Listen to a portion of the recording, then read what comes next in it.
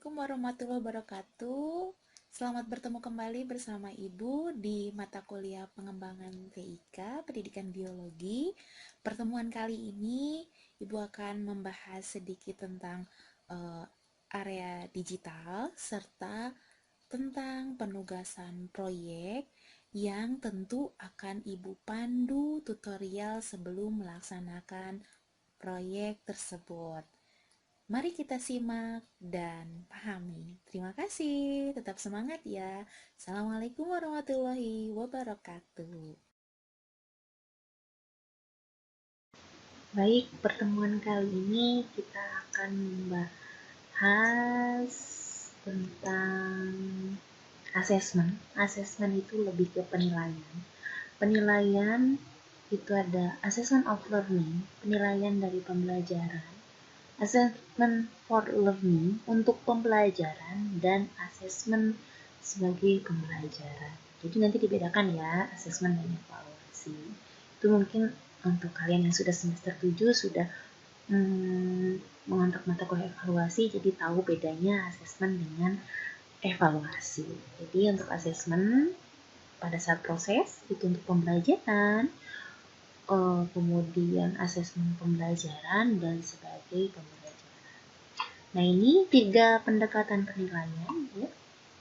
Untuk yang for learning, pendidik dapat memberikan umpan balik terhadap proses belajar, memantau kemajuan dan menentukan kemajuan belajar, dapat dimanfaatkan oleh peserta didik untuk meningkatkan performa dalam memfasilitasi performa didik. Itu untuk for learning. Sedangkan as learning itu melibatkan peserta didik secara aktif, penilaian diri, self-assessment, dan penilaian antar teman. Untuk off learning itu dilaksanakan setelah proses pembelajaran selesai, ya, memberikan pengakuan terhadap pencapaian hasil belajar. Ini semua pendekatan dalam penilaian. Ya. Nah, situasi belajar saat ini tidak wajar, ya. Mengapa? Karena semua jenjang pendidikan dibelajarkan dalam jaringan. Dari mulai TK, mungkin ada yang pernah melihat anak TK dalam interaksi di Zoom bersama gurunya mungkin ya. Anak SD pun demikian. Kalau ibu ada di rumah ada anak SD ya, kelas 1 SD, dalam jaringan sewaktu-waktu nge-Zoom atau ketika PTS dengan kuisis misalnya ya. Ini merupakan kondisi imersif seperti itu. Dan memang kita mau tidak mau kita lakukan ini ya, karena memang bukan suatu hal yang kita inginkan kondisi pandemi seperti ini. Tantangan pembelajaran di abad 21, learning to use ICT versus using ICT to learn. Ini ya, nih level pemanfaatan ICT menurut UNESCO. Jadi sebagai transforming, ya seperti itu. Tidak menutup kemungkinan ketika pandemi berakhir, pembelajaran blended learning atau pencampuran tatap muka maupun tatap maya itu masih bisa diadopsi. Mari kita kenali ruang belajar saat ini. Ada synchronous learning, ada asynchronous learning. Nah, ini istilah pembelajaran daring ya, dalam jaringan ataupun luar jaringan. Nah, untuk sinkronus itu di zona pertama itu tatap muka atau yang disebut live synchronous learning, 2 tatap maya, ruang 3 belajar mandiri, ruang 4 kolaboratif, dan asinkronus. Kemudian untuk sinkronus ya, ini tatap muka, pembelajaran antara pembelajar dan pembelajar terjadi pada waktu yang bersamaan tatap muka ya, seperti halnya ketika di kelas pada saat kondisi belum terjadinya pandemi di kelas, itu tatap muka. Ruang belajar 2 itu tatap maya ya, pembelajaran antara pembelajar dan pembelajar terjadi pada waktu bersamaan tapi ruang yang berbeda ya tadi, melalui Zoom, Google Meet, ya, Skype, video conference lainnya, Webex, ya, Workplace, dan sebagainya. Kemudian ada namanya mandiri. Mandiri tentu yang selama ini biasanya kebanyakan di tingkat yang lebih tinggi, ya, mahasiswa. Belajar mandiri kapan saja dan di mana saja sesuai dengan kondisi dan kecepatan belajar masing-masing. Yang ruang 4, kolaboratif, belajar kapan saja dan di mana saja bersama narasumber lain, ya, siswa, dosen, praktisi, dan lainnya melalui webinar dan sebagainya. Itu menurut Hairungan 2018. Nah, ini pola pembelajaran yang dapat dipilih nanti.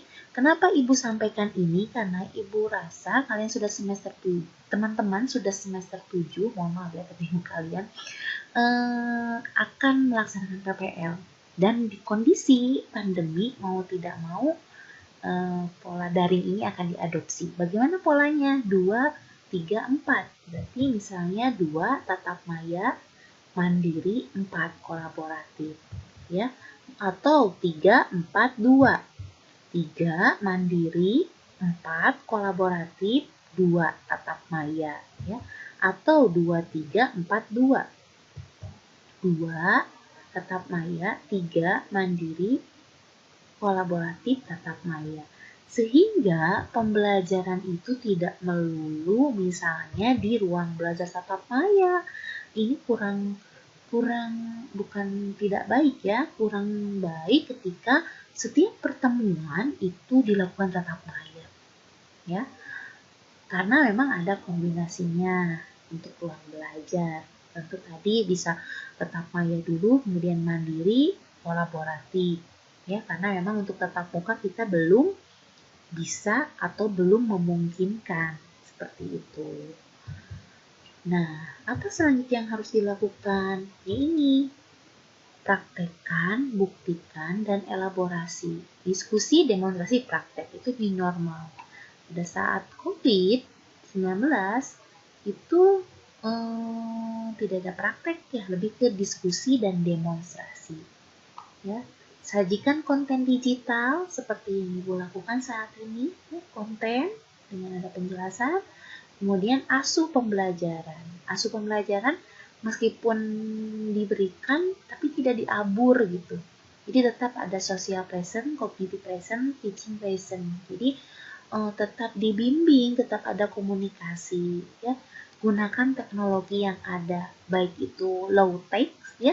Kalau misalnya kita membelajarkan terkait sainsnya matematik maupun fisika atau kimia yang perlu menghitung, kita menggunakan whiteboard itu yang low tech itu tidak masalah. Kalau misalnya pembelajar itu sudah high tech, ya, dengan menggunakan aplikasi yang lainnya, ya, itu lebih baik juga. Nah, seperti ini, ya, bisa menggunakan atau bisa menggunakan aplikasi, ya, papan tulis yang langsung bisa di layar, atau dengan cara merekam aktivitas guru secara manual, itu bisa saja, ya. Nah, itu yang Ibu sampaikan tadi, ya, terkait ruang belajar saat ini. Baik, kita menuju ke proyek pertama, ya, pembuatan TTS dan pencarian kata secara digital. Ibu, kalau tidak salah di semester 3, teman-teman sudah mengontak media pembelajaran, sudah dibelajar atau sudah ngulik terkait Eclipse Crossword, ya, yang menggunakan aplikasi, ya, aplikasi berarti kita mengunduh atau mendownload kemudian menggunakannya. Saat ini di pengembangan TIK kita tidak perlu aplikasi itu karena ada beberapa kendala saat pendownloadan dan sebagainya.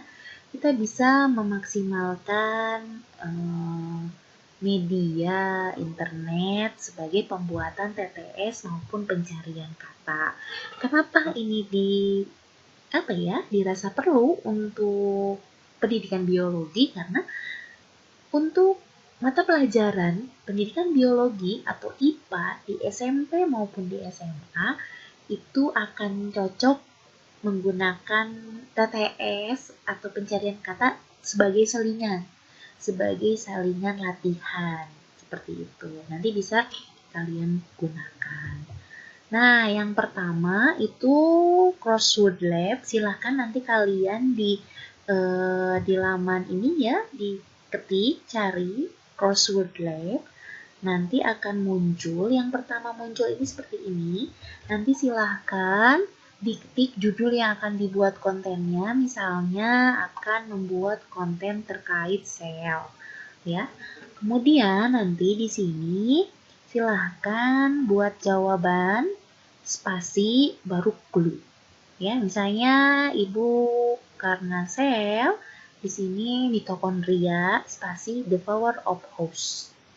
Ya, jawaban, kemudian spasi dulu ini, berikutnya ke clue atau kata bantu untuk menjawab teka-teki. Misalnya biologi spasi the best mata pelajaran, misalnya seperti itu ya.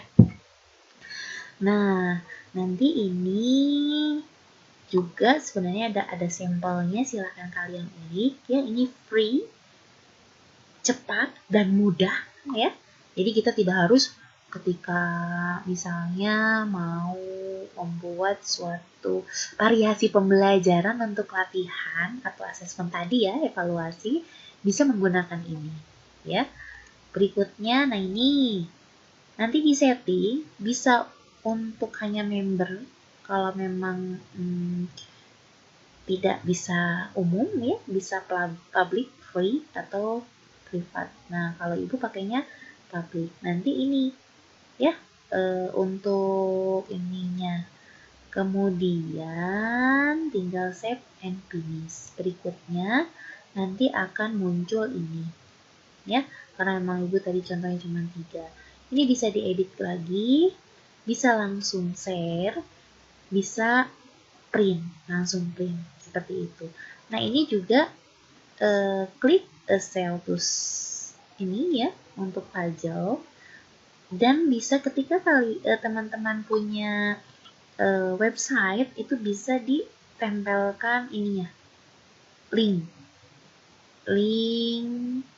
yang teman-teman sudah buat seperti itu. Nah, ini juga sama ya contohnya yang sudah buat kalau misalnya lebih dari 2. Nah, silakan nanti kalau ada pertanyaan ya boleh di WA-G ataupun menyusul. Ibu berikan tutorialnya dulu. Ini untuk crosswordlab.com ya. Berikutnya word search lab ya. Ini jadi sama, nanti ada untuk link diketik http://wordsearchlab.com, nanti akan muncul seperti ini. Silahkan seperti biasa, judulnya apa, konten yang dibuat ya. Ini sangat cocok sekali untuk SMP ya, siswi SMP. Sebenarnya SMA juga menyenangkan kalau untuk latihan. Hanya memang tingkat kesulitannya kalau misalnya SMP itu ini nanti yang digunakan bisa itu horizontal, bisa itu vertikal, kemudian atau mencari dari atas ke bawah atau ke samping. Nah, memang ketika seperti ini dibutuhkan pengasahan otak ya.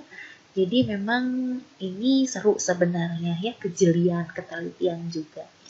Nah, nanti tinggal klik preview kalau sudah ya, seperti itu. Jadi hanya kalau untuk word search ya, itu nanti tinggal kata-katanya yang untuk dicari apa, spasi, koma, spasi, kata, koma, spasi, kata, koma, spasi. Ini misalnya tentang hewan yang termasuk pada mamalia misalnya.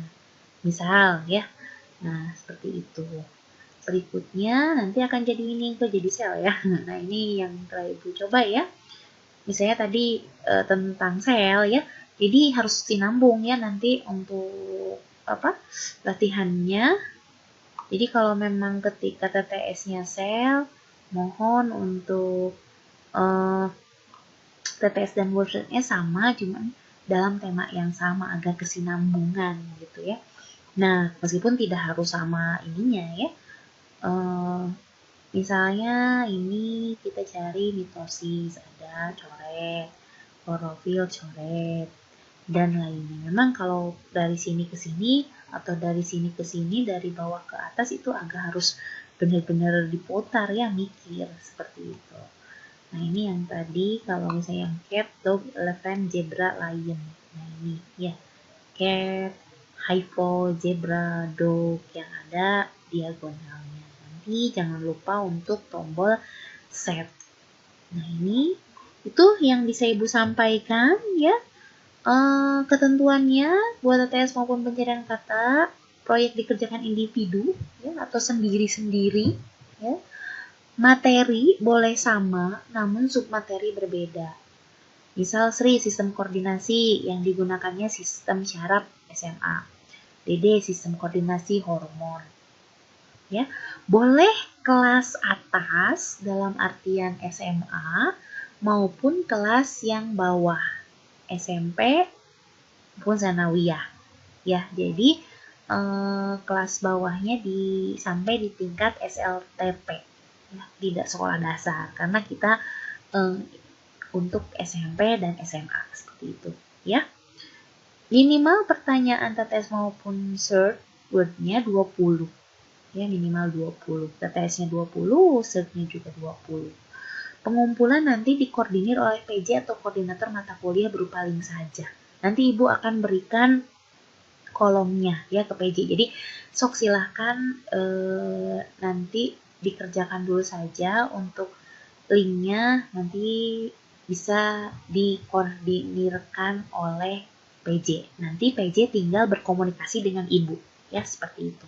Waktu pengumpulannya jangan khawatir 2 minggu ya, karena memang Ibu yakin dan Ibu tahu mata kuliah yang kalian kontrak bukan hanya ini, ketika tugasannya 1 minggu, bukan karena sulitnya materi ini, tapi kemungkinan irisan waktunya yang kalian perlukan ya, karena memang sekarang juga semester 7 PPL juga ya. Silahkan 2 minggu. Nanti sekarang tanggal 7 hari Rabu, kemudian tanggal 14 minimal nanti tanggal 14 sudah store tema apa yang akan dibuat kontennya.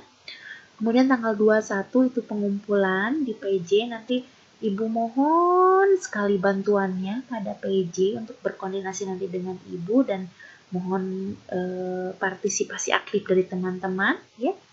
Nanti tanggal 21 Oktober itu pengumpulan dan persiapan untuk proyek selanjutnya, tentu penjelasan dan tutorial. Oke, itu saja yang bisa Ibu sampaikan di mata kuliah ini. Adapun pertanyaan yang akan kalian sampaikan, mangga nanti bisa di WA ya, karena untuk Innov sendiri bisa digunakan untuk absensi, presensi ya. Mudah-mudahan lancar. Kalaupun ada kendala, nanti absensi bisa melalui Google Form ataupun nanti bisa daftar ke PJ untuk dikoordinir untuk absensi. Oke, terima kasih. Mohon maaf atas segala kekurangan Ibu. Wassalamualaikum warahmatullahi wabarakatuh. Tetap semangat ya.